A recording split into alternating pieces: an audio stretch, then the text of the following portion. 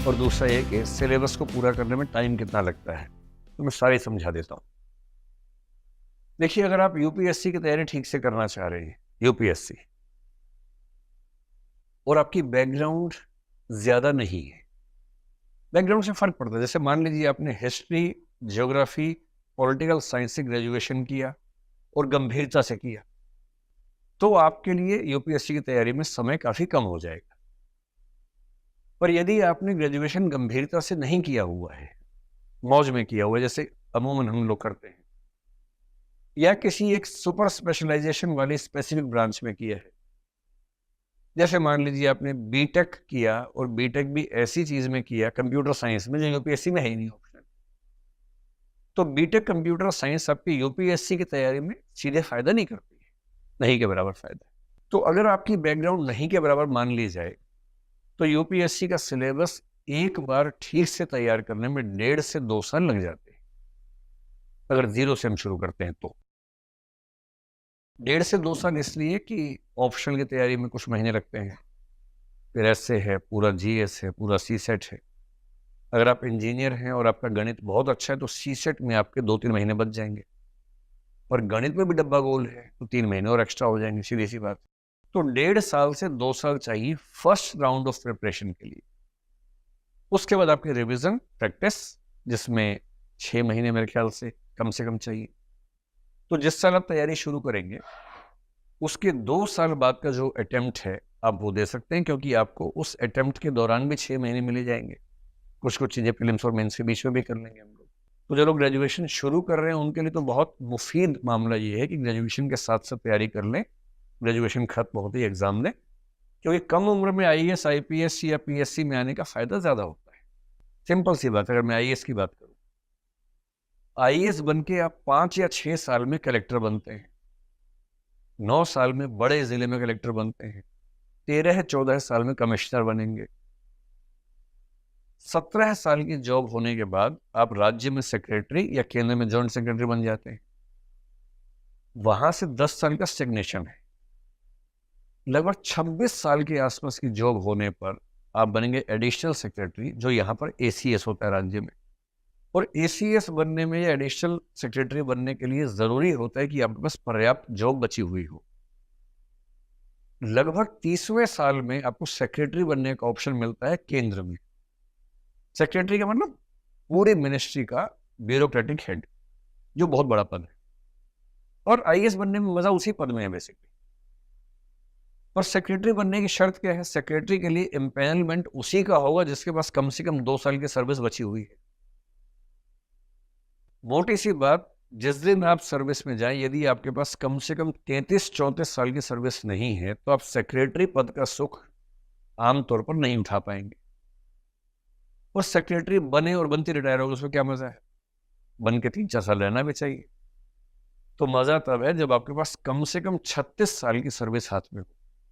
60 में रिटायर हो जाते हैं, तो 24 साल में अगर आप सिविल सर्वेंट बन गए हैं, तो आप इस नौकरी का वो अधिकतम सुख उठा पाएंगे जो जिसके लिए लोग जाना चाहते हैं। और अगर आप अच्छा काम करते हैं तो क्या है कि सेक्रेटरी बनेंगे, पर यदि आप काम ठीक कर रहे हैं तो आपके रिटायरमेंट से पहले आपको एक्सटेंशन 2-3 साल का मिल सकता है। फिर आप 62 तक, 63 तक काम करेंगे। उसमें भी जब रिटायर होने वाले भी 63 में एक दिन पहले सरकार क्या करेगी? आपको यूपीएससी के मेंबर बना देगी, 2 साल और मिल गए, या सीएजी बना दिया, कोई ऐसा पद जिसमें 65 साल तक रिटायरमेंट होती है। पर ये सारे सुख उनको मिलेंगे जो 24 साल, मैक्सिमम 25 साल तक ज्वाइन कर लेंगे मसूरी में आईएएस की नौकरी। इसलिए मैं आज के लिए कहने लगा हूं कि ग्रेजुएशन में अगर संभव है तो फर्स्ट ईयर के एंड के पार्ट से, नहीं तो सेकेंड ईयर की शुरुआत से सीरियस प्रिपरेशन शुरू कर देनी चाहिए। और 2 साल आपको ग्रेजुएशन के साथ साथ ही मिल जाएंगे, तो ग्रेजुएशन खत्म होते ही आप तैयार हैं। और यदि आपकी उम्र 21 हो गई है, आमतौर पर ग्रेजुएशन 3 साल का जब करते हैं तो 20 में खत्म हो जाता है ग्रेजुएशन, तो 1 साल बचता है उसके बाद, अगर आप शुरू से सही टाइम पे चल रहे हैं तो। अगर 20 में ग्रेजुएशन हुआ और आपकी तैयारी एक बार हो गई है, तो 20 से 21 वाला जो 1 साल है उसमें revision, practice, answer writing skills, वो सब करना है। और 21 की उम्र होते ही सीधे दहाड़ते हुए यूपीएससी के अंदर जाना है और सीधे वहां से मसूरी की यात्रा पर निकल जाना है। हर साल ऐसे कुछ लोग होते हैं। पहला अटेम्प्ट, अभी इसी बार एक बच्चा है 136वें रैंक पे आया है, 22 साल का है, सेकेंड अटेम्प्ट है, आईएएस, प्रॉपर आईएएस में आ गया।